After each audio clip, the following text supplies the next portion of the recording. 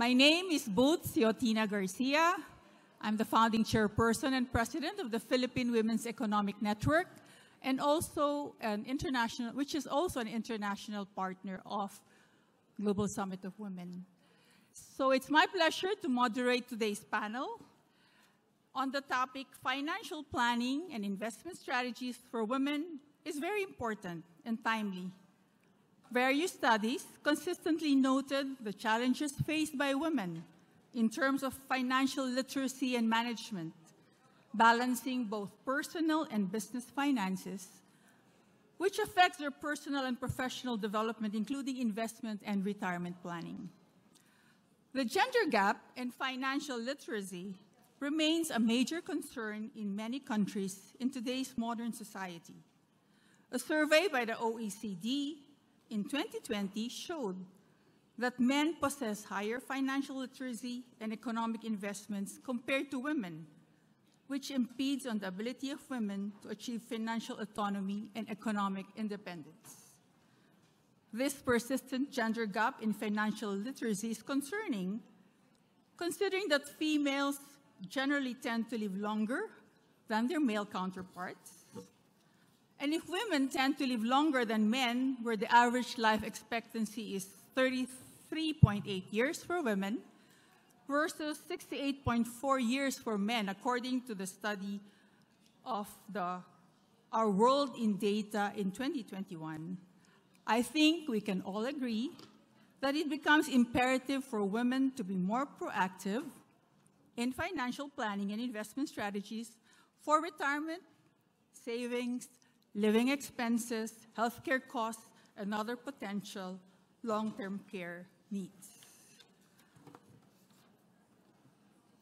So with that, I would like to introduce our panel today, each of whom will be speaking for about 10 to 15 minutes on their topics assigned to them. And so I would like to introduce them one by one,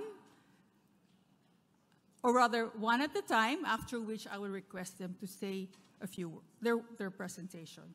So first in line is a distinguished industry expert and thought leader in the financial and market sector, Ana Lorabacchio. Did I pronounce it correctly? Yes. Thank you. Lorabacchio. From Mexico, I believe. Yeah. So Annie brings with her an impressive 20-year track record in financial markets with specialization in the pension, insurance, and investment fund sectors. Recognized for her remarkable contributions to the industry, Anna was listed among the top 100 investors with the greatest impact by the Sovereign Wealth Fund Institute in 2016.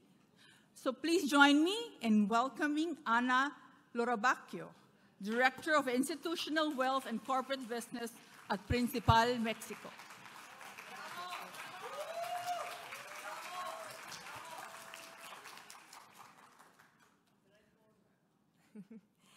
Thank you, and good afternoon all. I would like to start this presentation by asking 4 simple questions. How many of you have ever dreamed about your retirement? Raise your hand. Good. Every good project has started with a dream. How many of you have calculated the amount that you need for that retirement? Oh, too many hands. How many of you have already taken actions to achieve that goal? I'm surprised. And how many of you are talking with other women about this topic? Okay, few of them. And it's a fact. We are not used to talk about money. In some cases, even we feel guilty about it. So going back to this topic, this afternoon I challenged to have a conversation around money and talk about our financial freedom. What is financial freedom? it's to have enough money to live the life that we want to live. It's leaving aside the concerns to take decisions. So in that case, why is planning needed? Planning is needed, and I will make an analogy with companies, with organizations. The most productive, profitable companies are the ones that have the best business environments, where people feel confident, valued. It's similar with our personal case. We need to leave aside those concerns to focus on what is really important.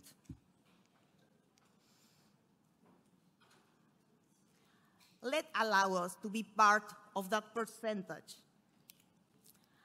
and be happier and be more optimistic. Let me share with you some data from global statistics. We contribute with 38% of human capital. It must be 50, I know, but well, stay with that number. That's reality, 38%. But we are only in charge of 32% of the world. It doesn't make sense. We should at least contribute the same as the 38%. We are facing challenges, and there are opportunities. I will start with the challenges. We earn 12% less than men, on average in a global basis. Most of us, will die unmarried or widowed, and the reason is because we live longer.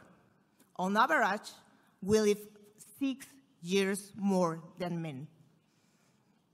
We have to take care of ourselves. Also, 58% of us feel that we don't have enough money to start investing. And also, as usual, we like to be prepared for everything, and we feel that we need more knowledge about finance. It seems to be difficult to invest. There are 3 important opportunities around this. The pace our wealth is growing is fast. We are growing our wealth 1.5 times faster than men. Also, it's profitable. If you invest $1 in women projects, you can earn or multiply it by 7. A good number, right? Also, we will inherit 2/3 of the largest wealth transition in the whole history. We are talking about $20 trillion. So financial literacy is not just only a need. It's a profitable business. So let's take action on that. Even if these actions seem to you very basic, are questions that we must ask on a periodical basis. How much do we own under our name? Not sharing, our name. What's the cost of our debts? Is there a balance between what I earn from my expenses? Am I saving enough? Do I have a periodical policy to do it? Is it right? Should I change it? And also, many of you have noticed this, but medical expenses are more expensive for women than for men. I strongly recommend to do this exercise on an annual basis. And you will get surprised. Once you master it, you will see and motivate yourself how your capital is growing. We cannot improve what we don't measure. And once it is measured, you will be auto-motivated to keep on doing so. Also, it's important to consider that our life changes. So we need to identify what are our interests, our objectives, basic needs, lifestyles. It won't be the same. The objectives I establish when I'm getting from college, if I am starting a new life with a partner, than if I am thinking of having kids or buying my first, second, third property, if I'm starting a business. So we are sensitive, highly sensitive to turns in our life. Don't be afraid of debts. Leverage can benefit and grow our capital, but we need to be mindful of two things: the cost of a debt and also the time horizon. We need to align it with the objective that we are getting that credit. Credit might be good and can increase our capital.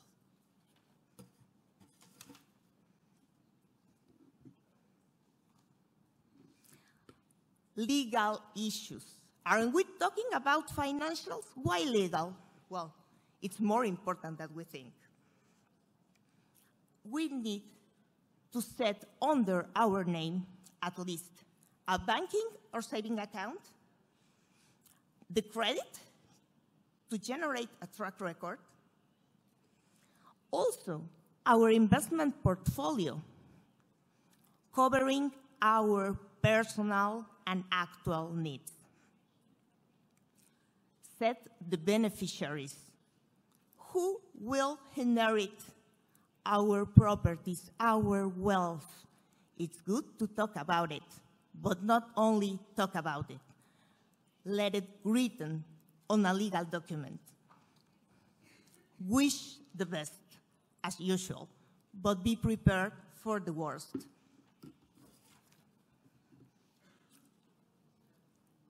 Once that we are convinced we have a good saving policy and we already set percentages, not what is left, what we need to do, what we need to have. Don't only save, invest. It might be riskier to stay in risk-free assets than to invest on risk assets. If you're a business owner, you have to diversify. Don't rely only in one income. You have to diversify other sectors, other countries, and generate a balance. Things always can be good, but not all the time will be in a constant upward trend. So be prepared to this. Be flexible and have a plan B. Also, you have a plan, you need to be prepared for unexpected. Now, I can go back to the beginning of this topic, your retirement, our retirement. We on average work 40 years. And I will take two of the data that I have shown. We earn 12% less than men. Multiply that 40 years, that represents 5 years. We are up 6 years more. 6 years that we will be longer than men.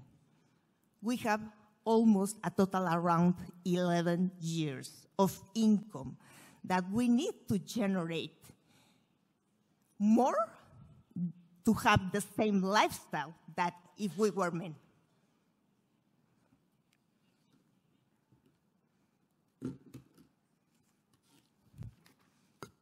just to conclude, think about it. It's not, the path might be long. You need company for that. You have experts on your on your physical health.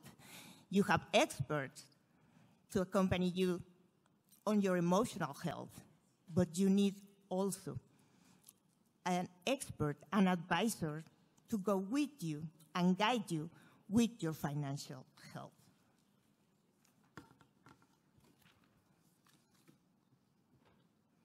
Wrapping up, I just want to leave this message. It's not a matter of choice. It's not a matter of chance. It's a matter of choice. It's not about being selfish. It's taking care about us. So I invite you to be the owner on your destiny and look for your financial freedom. Thank you.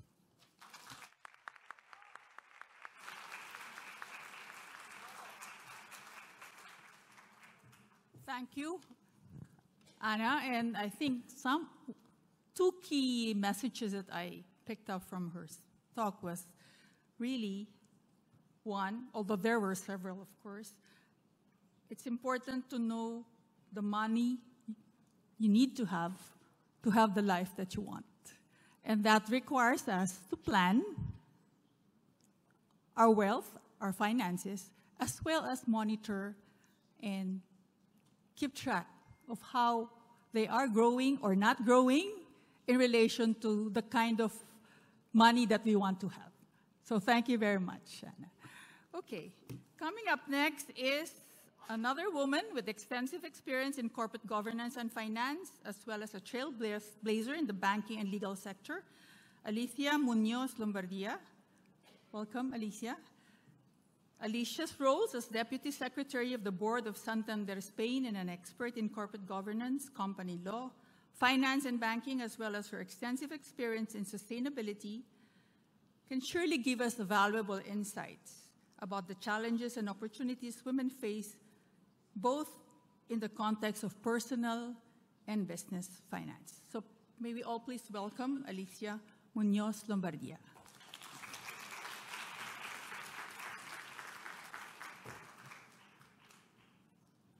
Thank you so much. Thank you, Irene Natividad and the host committee. Welcome, all of you, to my city, Madrid.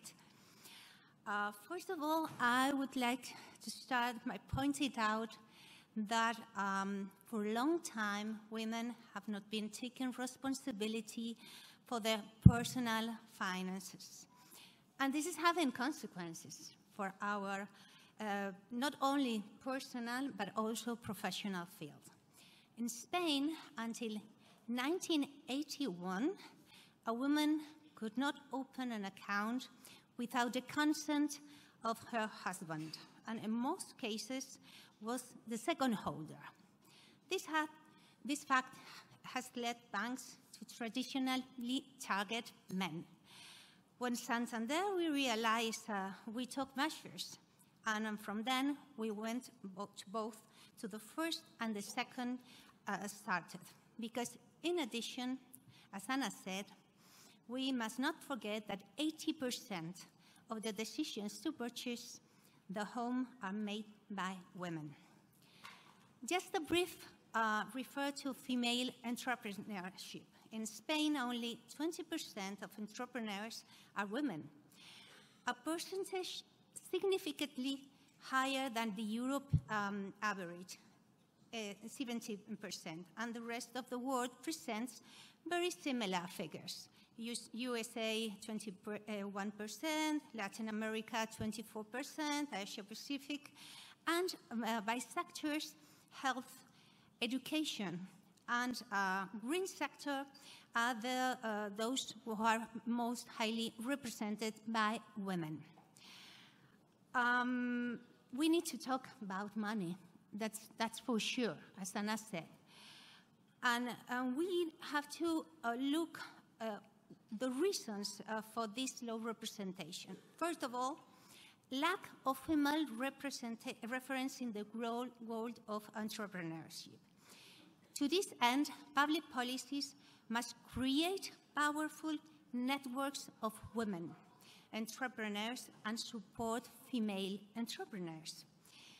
Access to capital and financial empowerment. In particular, the investment circles, venture capital, business angels, are often an all-boys club, as you are aware, which limits the opportunities of women. Therefore, there is a need not only for more women entrepreneurs, but also for more women in the financial sector. Speaking about the financial field, rather than biases, we talk a lot about biases. What exists is the lack of information about the credit behavior of women that allows to establish predictive models in the field of risks. Risk aversion. This is very, very important. Not only women, sometimes they're not there to start, but when they do, they seek financial support mostly from friends and family. Please sign contracts, even with your family, siblings, or relatives, because otherwise you will have lots of problems. And there are financial entities, there are venture capitals, and we need to be more formal on this, because otherwise we will have problems. Training.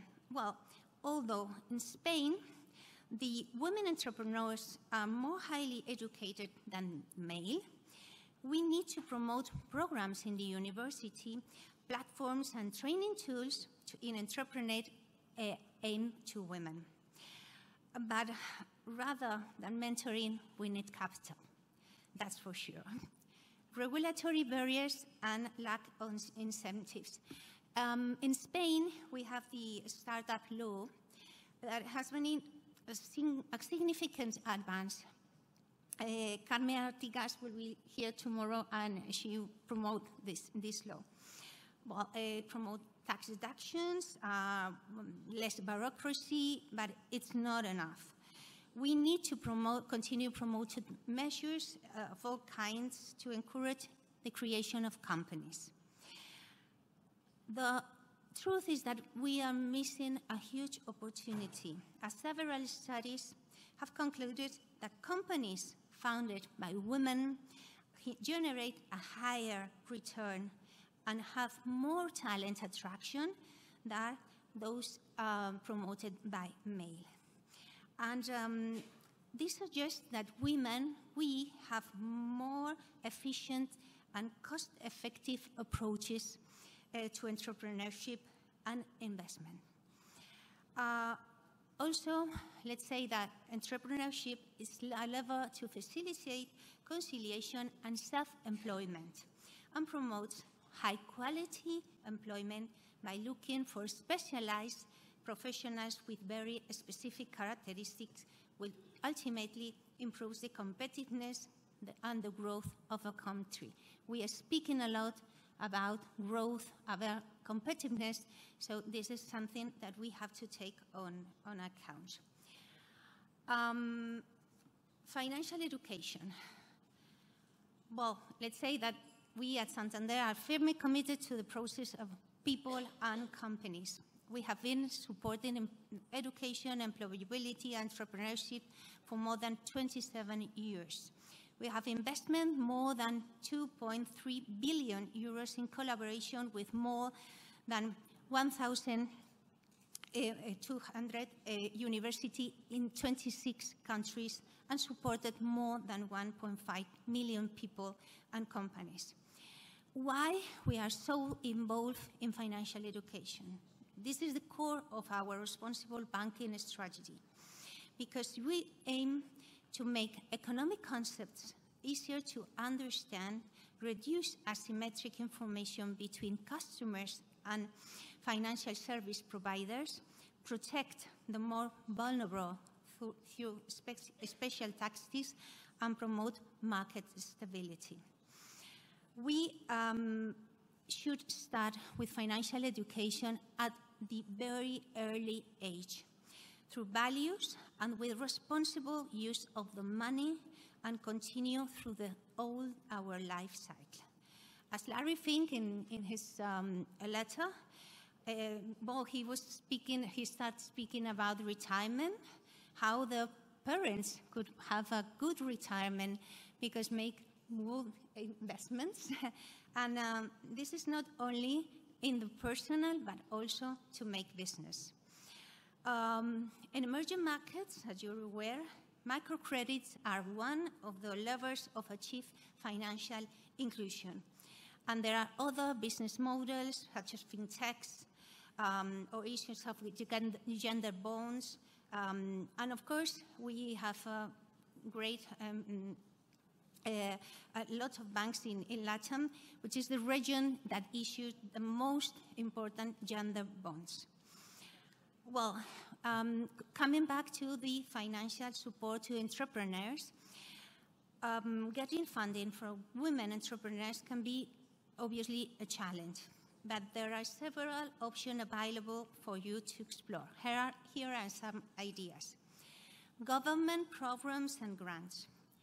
Please research if there are government programs or grants specifically for women entrepreneurs in your country or region.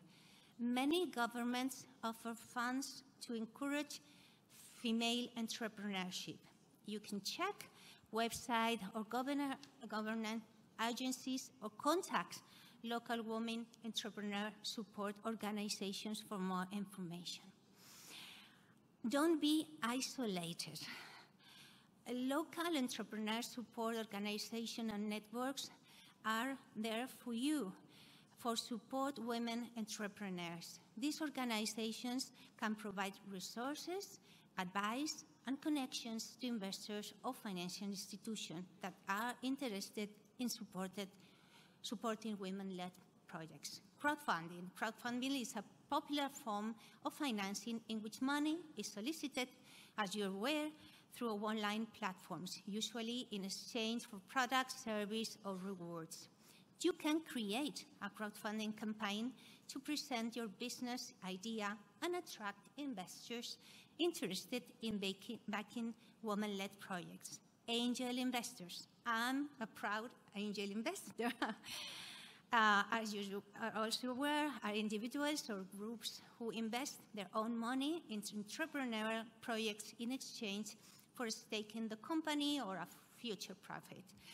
Look for groups of angel investors who are interested specifically in backing entrepreneurs, women entrepreneurs, and present your project to those who seem to be aligned with your vision. This is very important. Please take on account the vision of the project. And because otherwise, if they are not committed, if they are not engaged with the vision, the support is not going to be that honest. Loans and lines of credit. Of course, you can explore options for loans and lines of credit offered by financial institutions. Some institutions have specific programs for women entrepreneurs or provide favorable conditions for them. Prepare a solid business plan and approach local banks or other financial institutions. It's essential to be aware of all of these opportunities. And finally, a business context and competitions. We are proud of our program called Santander X Golden Award, who support those who run their own business and small and medium sized companies. We provide them, women of course, we have a specific line for women to assess training, advice, and resources they need to scale their business. By 2022, more than 7,000 entrepreneurial projects and companies were supported. But finally, remember that the key to getting funding is to present a solid business plan. Be clear about your value proposition and show your passion and commitment as an entrepreneur. Prepare a convincing presentation and take advantage of all opportunities are available to promote your project. Finally, I want to say that,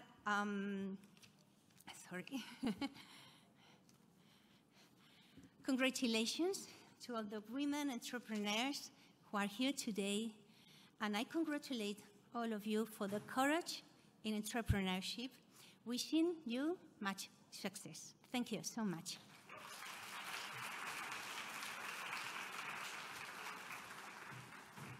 Thank you, Alicia. While Anna spoke about the perspective of personal finance, it was also refreshing to hear about Alicia's sharing on business finances.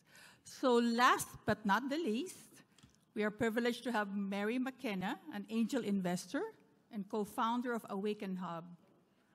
Mary, welcome. Thank you for joining us.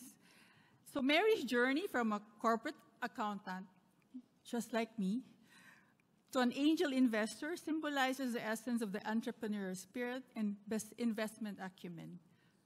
Her unwavering commitment to supporting women-led businesses, especially in technology, through investments and mentorship is an inspiration, as it surely paves the way for a new generation of women entrepreneurs.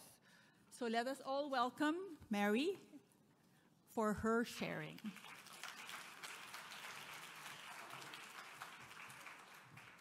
Good afternoon, everybody. And I have a question before I even start. So I'm from Ireland. I'm from the very north part of Ireland, right up at the top. Next stop across the Atlantic Ocean is the United States. So I haven't met another Irish person here in Madrid, and I've been here for 24 hours. Are there any Irish people in this room? Yeah! My tribe's down at the end. I also want to give a wave to those ladies that are right over there because we can hardly see you, but we are thinking about you, I promise.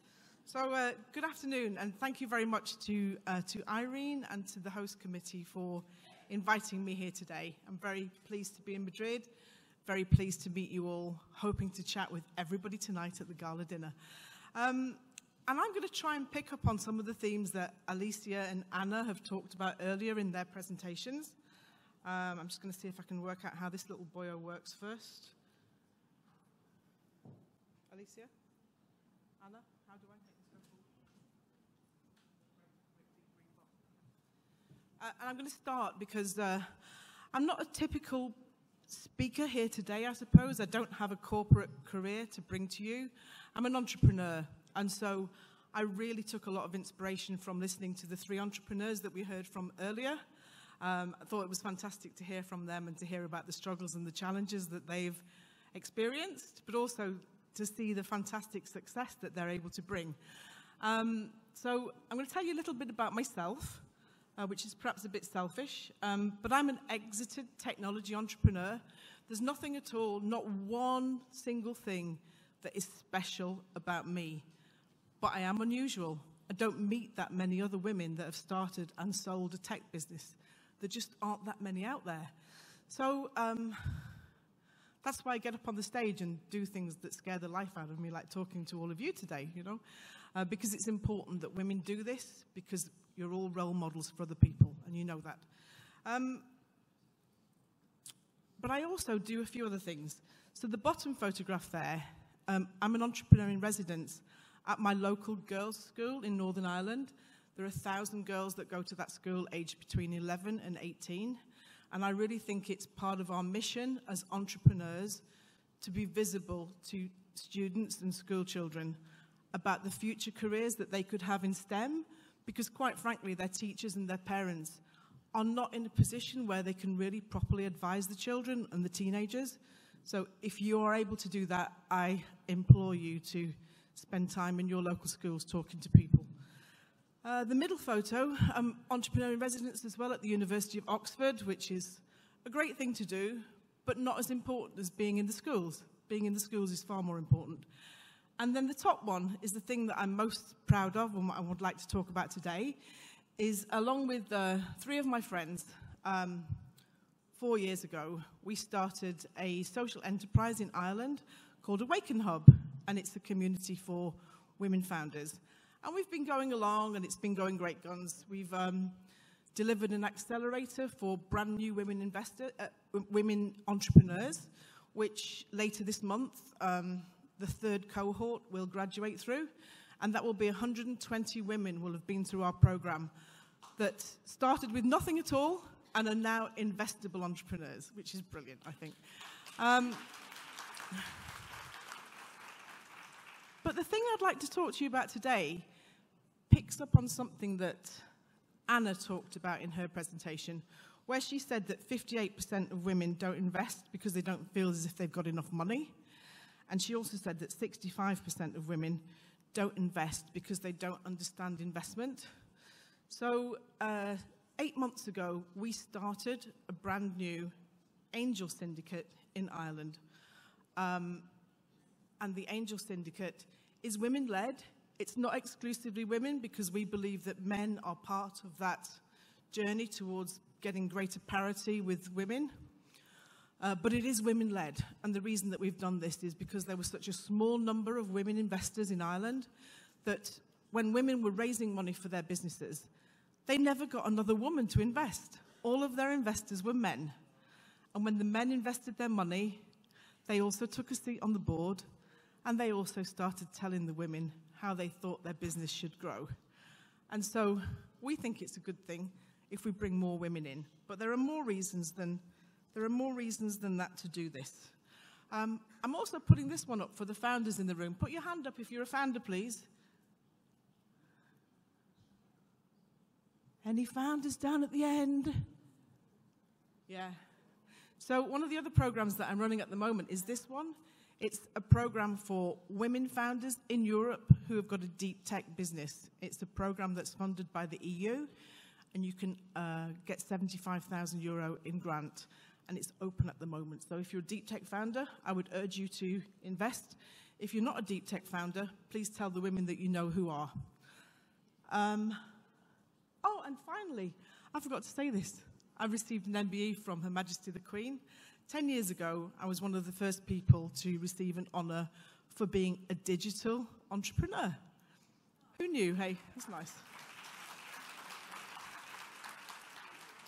So we have some... I thought I would start by just chatting about some of the ways in which men and women invest differently, because I thought this might be interesting for you.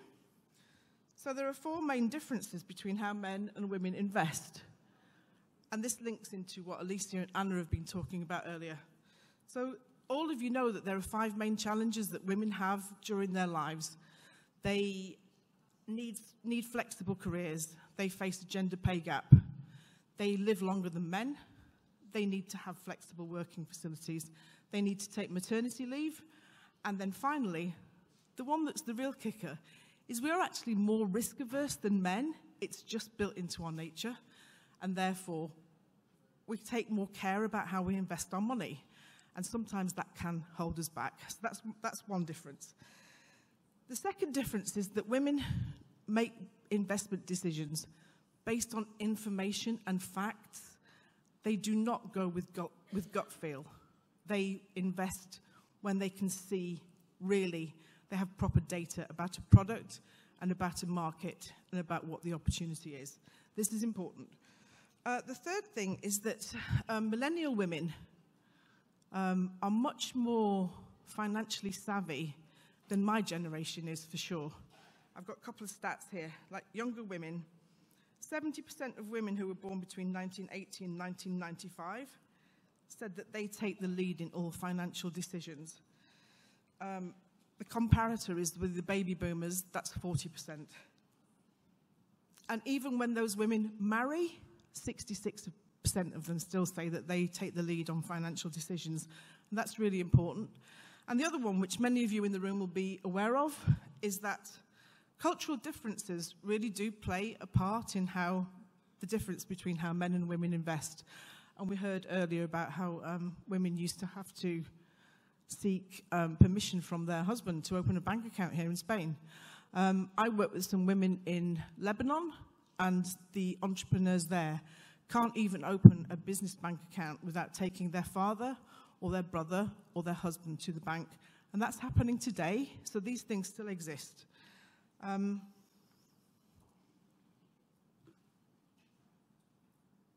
And the other thing I wanted to chat to you about was something that Anna mentioned earlier. The wealth is shifting in terms of ownership. And so this is a really important point, that over the next 2 generations, an awful lot of money is moving from the hands of men into the hands of women. This is particularly the case in North America and in Asia, where women's wealth is really growing. And so I would ask the people in the room that are government departments, politicians, government officials, people that run business networks, to really think about opportunities that arise from this change in balance and things that they can do differently as a result.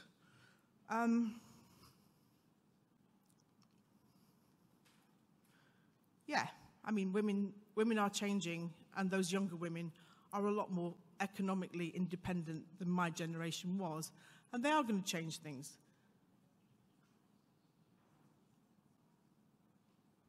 So I would suggest to you that something that a wealth advisor will probably never talk to any of you about is that you can actually angel invest in startup businesses. Many wealth advisors don't tell you about this because they make the decision that it's too risky for you as a woman to do.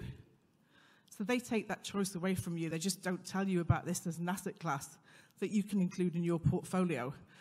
But I would like to talk to you today about the many advantages that there are from angel investing in early stage businesses. And I've got them up there on the slide. And you hear these numbers bandied about all the time. Only 2% of global venture capital goes into women-founded businesses. Women do definitely find it far more difficult to raise investment. And that has an impact on all of us because it means that the businesses that women are interested in starting aren't getting oxygen and aren't being allowed to grow and to scale. So that's something that I would like all of you to think about and come and chat to me about later if you'd like. I thought you might be interested in this. What type of an angel are you? I'm going to move away so that I can read these out. New angel investors? Women with no time at all? Women with no time at all who just want to invest their money? Women that are new investors and would like to learn about investment and really get involved in the companies? Women that are experienced investors and want to help other women grow their companies? And last but not least, the male allies that are in there supporting women every day of the week and helping them grow their businesses. They're a very important part of the mix as well. Just briefly, some of the advantages about being part of an angel syndicate, or indeed starting your own angel syndicate. So we started ours 8 months ago because there were probably 10 women that were angel investing in Ireland. That's not 10%, that's 10, the number 10. And over the past 8 months, 60 women have joined, and we made our first 2 investments last month. And they have been in a cybersecurity business and a sports tech business, because many women are starting businesses that really tap into the women's niche markets. So, for example, the sports tech business that we've invested in is all about the types of sports injuries that elite women athletes are likely to suffer, because nobody was addressing that before. So that's what I'm going to leave you with today. I was going to use Thelma and Louise, but I thought this was a better image. So be the driver of your financial future in the way that my colleagues have said. And thank you very much, and I look forward to chatting with you all later. And that's my details.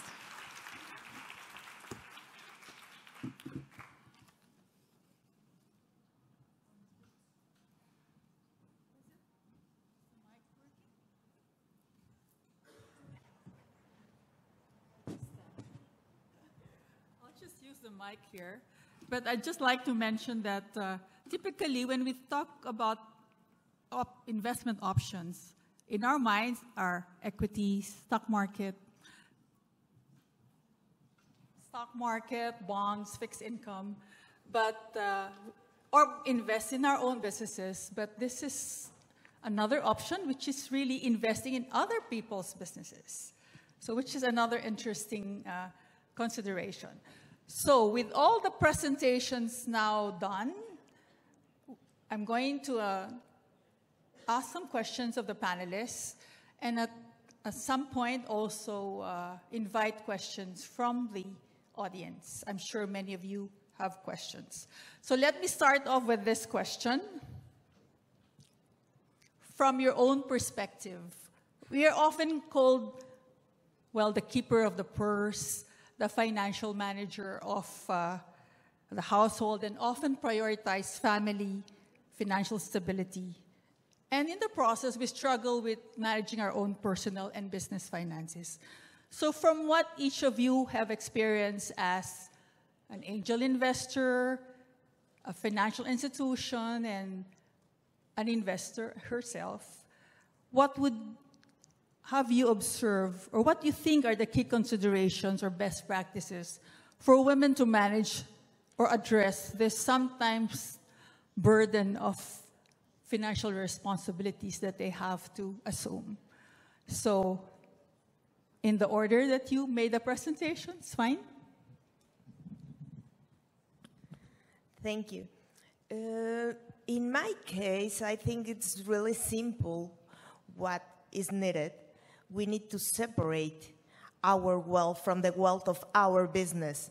It's not the same what we have and generate through our family business that the one we have for us.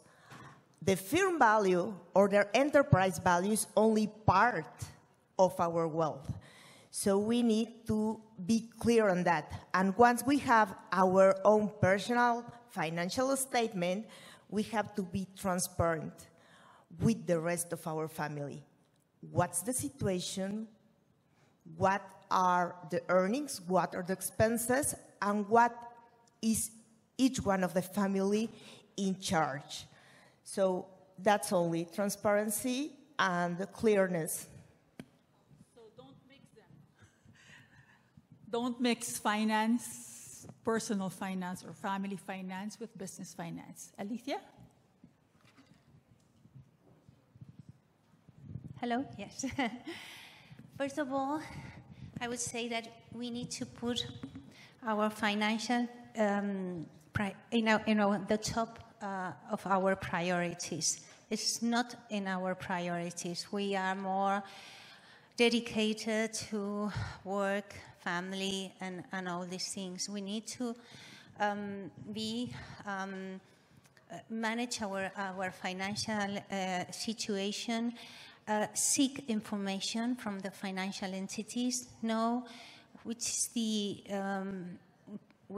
are the products and services that fits us better, and also I would say don't be lazy, because sometimes we rely on other people, husbands, parents, or whatever, to manage our finance, and that's a mistake, because otherwise we will never know how to do things, how to choose.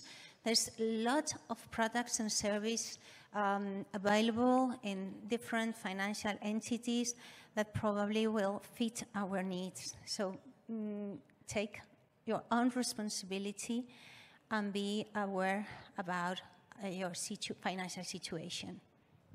Okay, so Mary? So now I've got a microphone, I can come and address the people down this side of the room, so that's great. So Anna and Alicia have just given you excellent advice, and the standard textbook answer to this is, if you want to invest, work out how much you can afford to spend each month on investment, because as you all know, when you invest, you might lose the money. Share prices go down as well as up. So work out what you can afford and put that money aside. And then I'm going to tell you my own story as an entrepreneur. I'll tell you what I did, because it's quite different from that, actually. When I was growing my business, I needed to borrow money from the bank. And in order to borrow money from the bank, so that whole thing about keeping separate finances from business and personal is great advice. But the bank asked me for a personal guarantee. So I had to put my house up, as a personal guarantee, to guarantee the loan that I needed from the bank in order to grow the business that I knew was going to be a success. So I signed the papers and I borrowed the money because I had to. There's a worse part of this story. I didn't tell my husband that I'd done that. It gets worse. He found out that I had done that by watching a video on YouTube when he was doing something for me for my website. He watched a video where I told the story about how I'd signed the papers for a personal guarantee, and he then mentioned it to me. And that was quite a bad day in our house, I have to say. I guess in this situation, at least tell your husband. You do separate finance, but if you have to include his wealth, then obviously, at the least, not ask permission, inform him.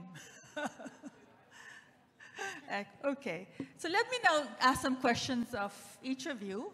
So in particular for Anna, you do have this Association of Women in Finance, I mentioned. So maybe could you share with us some of your initiatives to promote gender equality and enabling women to manage both their personal and business finances? I think my mic is... Thank you. Glad to do so. This association was founded by 16 women that we realized there wasn't gender equality in the financial sector, and that the highest positions, management positions, were filled by men. We see the statistic that you show that is less than 5% what we have in boards. There's only actually one CEO in the banking sector in Mexico.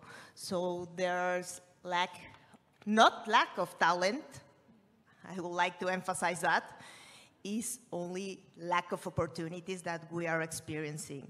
So in Mujeres en Finanzas, what we are aiming to do is promoting gender equality since early stages with universities, talk about money all the time, take our own responsibility to have technical tools, share best practices, also mistakes. It's important. The next generation, we can make a catch-up and close the gap, make it easier for younger women to get where we are now. So it's a responsibility that we get. Surprisingly, each year, more women join to this initiative. Now we have executive mentoring programs, we have learning programs, we have been monitoring with experts what's the reason that make us so shy to raise the hand and support ourselves, create a network where we can share opportunities. We also have, we share working opportunities.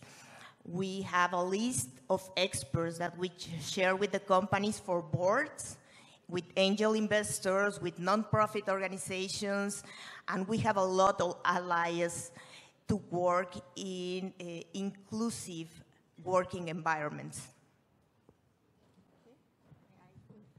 Thank you. So Anna spoke about their initiatives in the organization. Alicia also did share the initiatives of Santander Bank as well, which is related as well to financial education. So what I'd like to ask of you is, have you been able to monitor the impact of these initiatives, aside from the number of attendees? What economic benefits have resulted from this?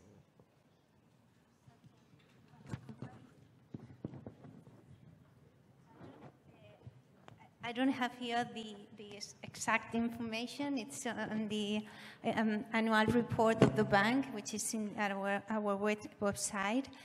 But of course, there's many people that benefits from these initiatives, I would mention the MOM2, Aventuras Financieras, launch in Mexico with this, which is the first personal finance video game, which can be accessed completely free. It's for children mainly, but anyone could access to it, and allows children and the general public in a dynamic and fun way the basic concepts of personal finance, as well as the benefits and how debit cards function, loans, investments, scheduled savings, car insurance, and all of this. This is very important because sometimes we go with our children to an ATM and you just have money and it's like, oh, this is free, this is for everyone. And so they have to understand the value of money. They need to understand that it's worth to make savings, to make investments, and to understand all these concepts. Of course, we have different initiatives also for women in different countries.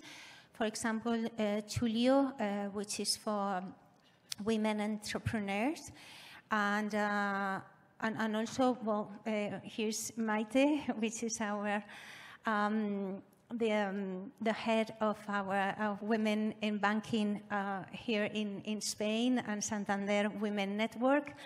We have different initiatives because we understand that if we want to promote equality, we need to be also a very inclusive company and diverse. We need to start from our core business with our organization, and then we make the impact in the society.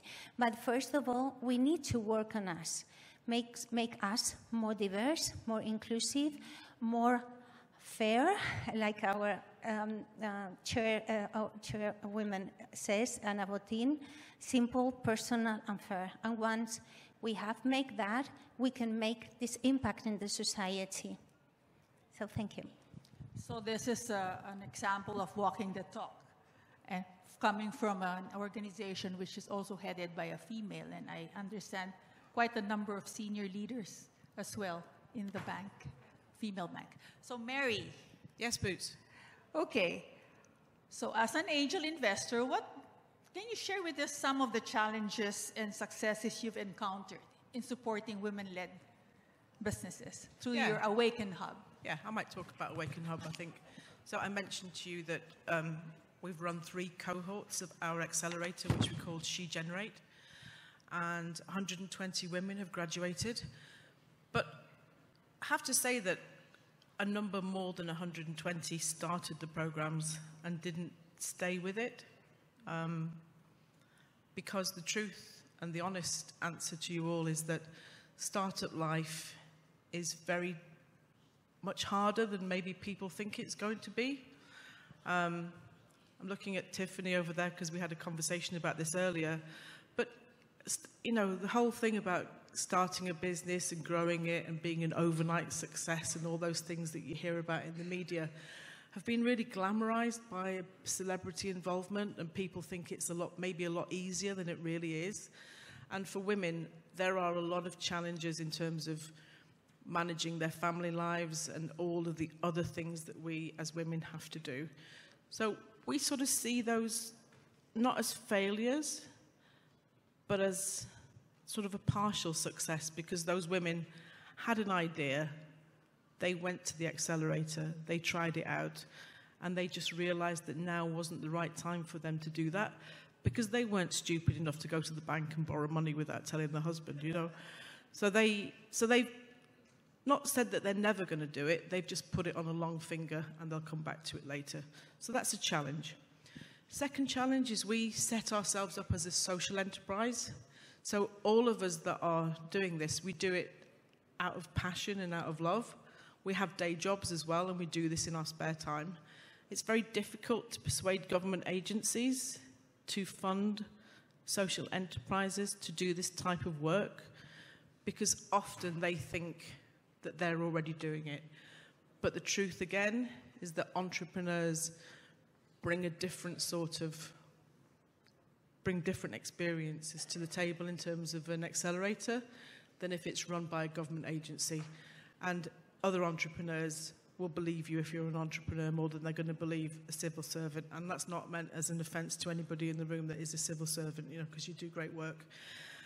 But mostly, to be honest, it has been pure joy. It's been great working with 3,000 women so far, and just the sheer happiness of the first 2 companies that have come through our accelerator actually raising their seed investment last month through our new angel syndicate just shows that this is what is possible if women get together and put their efforts into doing something collaboratively. And anybody in this room that is interested in starting an angel syndicate or in talking to me about how we've got ours going over the last 8 months, come and buttonhole me and I'll tell you how to do it, and we can work together in partnership. Thank you. Mary? So go back to Anna now. You are counted as one of the top 100 investors with the greatest impact. So maybe you can share with us your strategy in making investment decisions as an investor.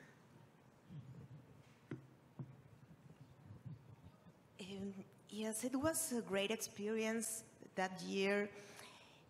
We tend to minimize our work, our efforts, and at that time in Mexico, our pension fund was based on target risk funds that are difficult to understand, are difficult to handle, but at the company I work for, they were expert in pension strategies in the US with target date funds.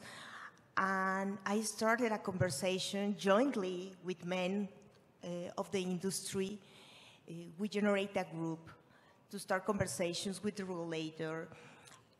And that was the point when I realized that there was a regulation that has been started to modify that. I didn't start looking to have that impact in the country, but at the end, with small efforts, I realized that it was possible. Just was a matter of raising the hand, opening the mouth, giving our opinions. So all the time, I try to bring that conversation into the table, how you handle your money. As I started this presentation, just asking, do you talk with other women about money? No, it's uncomfortable. Of course it's uncomfortable, but we have to do it. If we need help, we need to ask for someone to help us, to guide us. There are other experts, but we need to be open on that. And we also need to share knowledge. And it has been an extraordinary experience with a circle that benefits us all the time. The reason I'm here is because the president of the association, Denise Montesinos, invited me to participate because she was and lived this extraordinary experience last year. So now I'm sure I'm going to invite more women to share this extraordinary experience that we have. It's the same on investments. We only need to transmit what we are looking for, what are our problems, what are our goals, our objectives, and, well, show us vulnerable, but also aiming to work on it and be better.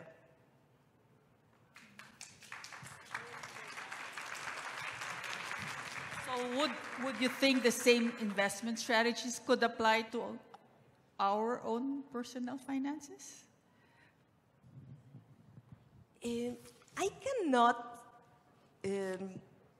tell a magic formula or strategy.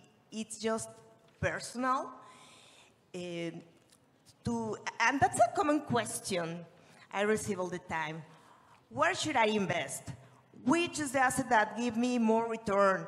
What's more profitable? No, I should understand what are your needs, your tolerance to risk, your debts, your obligations. I cannot just set a strategy without knowing you more. It's like giving a health solution without asking questions. So to generate that standardized portfolio for all, we need to know ages and health problems also. So in that case, I prefer not to give advice. Yeah, I guess what you're trying to say, it's really different depending on our own personal circumstances. Yeah. So now I'd like to go back to Alicia. Alicia, well, has many interests: corporate governance, company law, finance and banking. And so how do you think all of these fields can intersect to promote empowerment and success of women in managing personal and business finances? Well, it's difficult to say, but I would say that ESG matters are very important, but sometimes we don't pay enough attention to the governance. And I would say that governance is essential as an amalgam of the social and the environment aspects. And why? Because governance set objectives, metrics, such as diversity, for example, in the organizations, footprint reductions, and all of this. So, and also, I would say that governance, sustainability, and women have the same objective, which is to promote the growth of the society. Well, there is certain research that points out that women are more focused on the sustainability rather than men. Boards that have more women are more aligned with sustainability. There are reports, the CNMV, which is our regulator, has accounted that. So I think that's very important because we have an opportunity now in the green economy to put on value these skills and this competence of that are for women. And also in the social aspect, we have been those who take care of our families that see more than the profits of the investments rather than also the impact in the society and how we generate value to the communities in we are present. So everything is surrounded, and of course finance have a very important role in this because we support these communities. We at Santander, for example, promoting projects with these initiatives in education and also supporting new lines and green projects, social green bonds. Well, I've mentioned them before. So everything is related, and I understand that the collaboration between the private sector and the public sector is more important than ever. We need to make huge investments to achieve the goals for 2050. And this collaboration between private sector, public sector, and financial institutions is key to achieve these goals. Thank you. As I'm asking Mary this question, those who wish to ask questions from the audience could get ready, and I will open the Q&A for the audience. But for Mary, my question is, as an angel investor, and for potential angel investors, what would you look for in the investee companies that you'd be interested in, and how do we prepare to pitch to you? How should we prepare? You're so cheeky for giving me different questions, Boots. What I look for in an investee team is really simple. So you all know Herzog's pyramid of needs, you know? So there are certain things that have to be there. It must be a product that's got global appeal. It must be something that I can relate to in terms of the understanding how the market must exist. But the thing that I really look at when I'm looking at a business to invest in is the founding team. That's the only thing that really matters to me, because every single startup business pivots, starts with one thing and it moves to something else, every single one. So it's really important to watch how the founder or the founding team responds in times of adversity.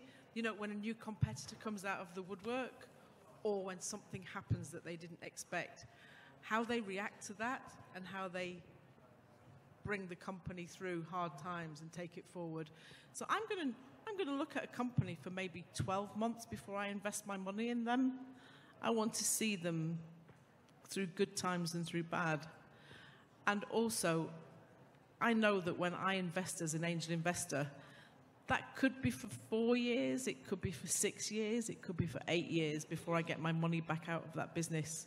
So it could be longer than a marriage. You know, you're with those people forever. So you need to make sure it's right. What was the second part of your question?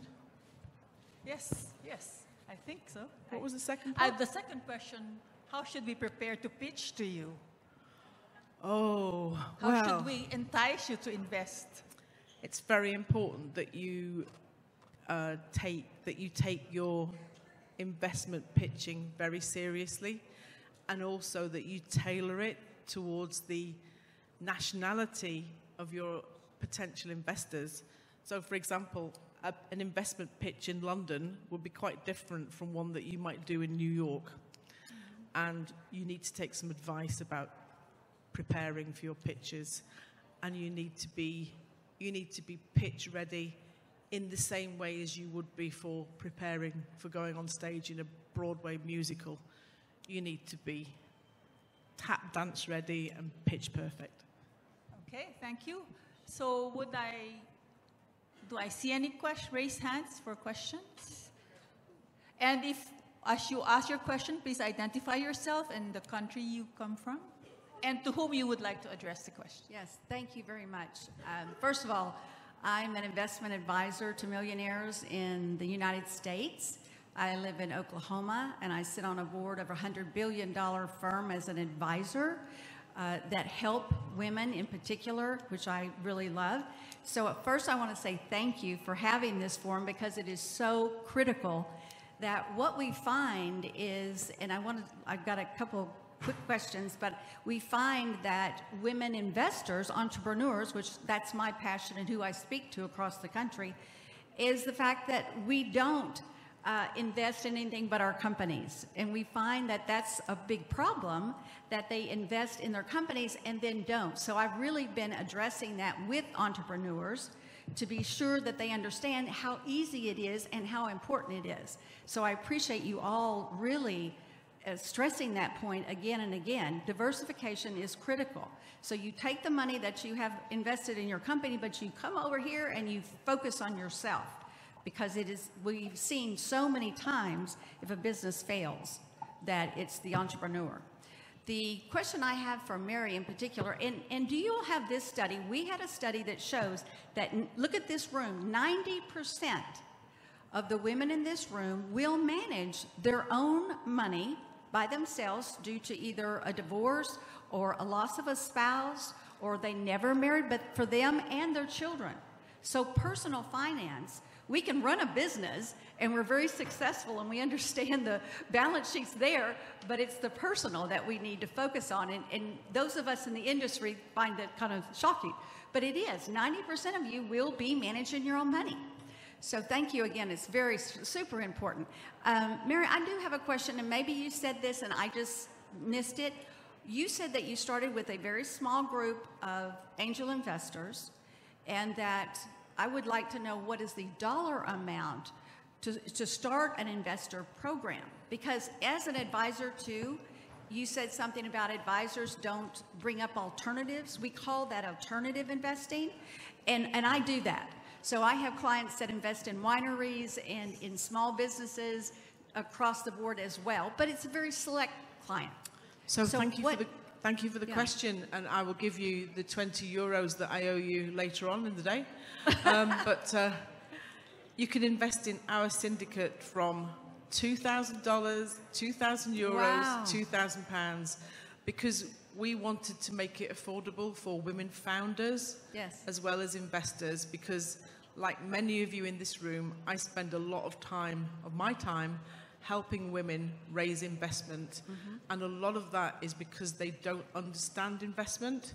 And so you start from scratch, teaching them about a term sheet, teaching them about what's negotiable, all those other things. Whereas if they were investing themselves, Yeah. they would know all that stuff from the other side of the table, and it would make themselves a lot easier. But also because because of that whole thing about how risk-averse women can be. So if you start small, start with your 2,000 euro, maybe next time you might invest 4 or 8. And we've seen that already with our new syndicate. Women are investing much larger amounts than we thought that they would do, because they've been through the training, they've got all their facts, they've got their ducks in a row, and they feel more confident. So they feel confident. Yeah. Yeah. You're building the confidence in them to do that. Yeah. Well, and the other thing is that women that do have a plan, their investments, they earn a 1% more than men because they do have a plan. They're more consistent. So women, we are better investors.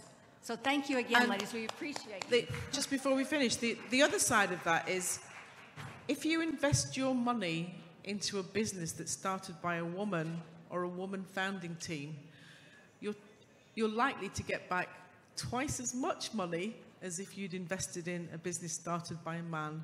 That is a fact. Fact. Yeah. Okay. Any other questions? Yes, please. Hello, everybody. My name is Suhasini. To make it easy, you can remember me as Sue. I represent ABB, and I work there as a global diversity and inclusion analyst.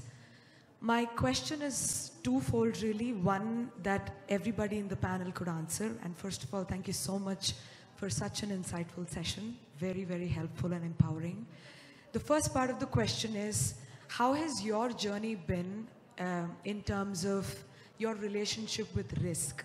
Because when with the ABB colleagues, we were discussing about women and risk, there seems to be a perception outside that either women are risk averse, or they have low appetite for risk, or that, women in leadership roles perhaps, deal with risk differently. So one, has there been a curve to the way you look at risk? And what are perhaps some of the factors that may have helped you look at it differently?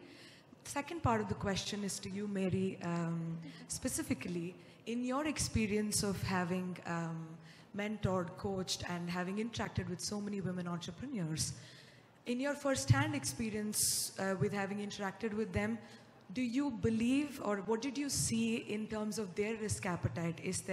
Was there a before and an after? If you could shed some light on that, please.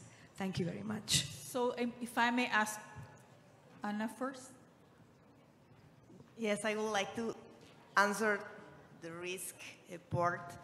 And I want to share a personal story. I am a risk taker, maybe not linked to traditional women, but I have been advisor for more than 20 years. I promote matching needs with investments and taking carefully the risks. But 15 years ago, I decided I was getting married, and emerging markets were on the sky. So I decided to invest the money of my honeymoon in emerging markets, and I will lose it 6 months later. I lose 50% of the money. So that's the greatest lesson for me. and I try to share this story, personal story, because it's really important to take care of risks. I took a risk that wasn't matching with my investment horizon.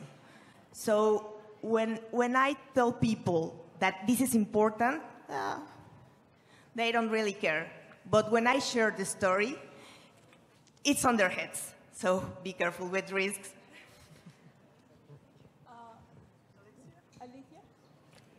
Well, we need to take risks in our life in general, because we are mostly, we take care of people, and obviously sometimes we don't want to take risks because there's a lot at stake.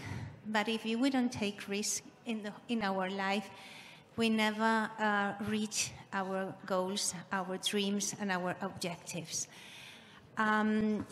We need to go out of our comfort zone. We don't, well, of course, we have to protect our basic resources, but that depends on also in which stage of our life we are. That's also something that we have to take on account. It's not the same when you are starting, you don't have any obligations or whatever. But anyway, we need to know, first of all, we need to know what resources we are accountable for and what we can manage with let's say, affordable level of risk. But afterwards, we need to take risk. We need to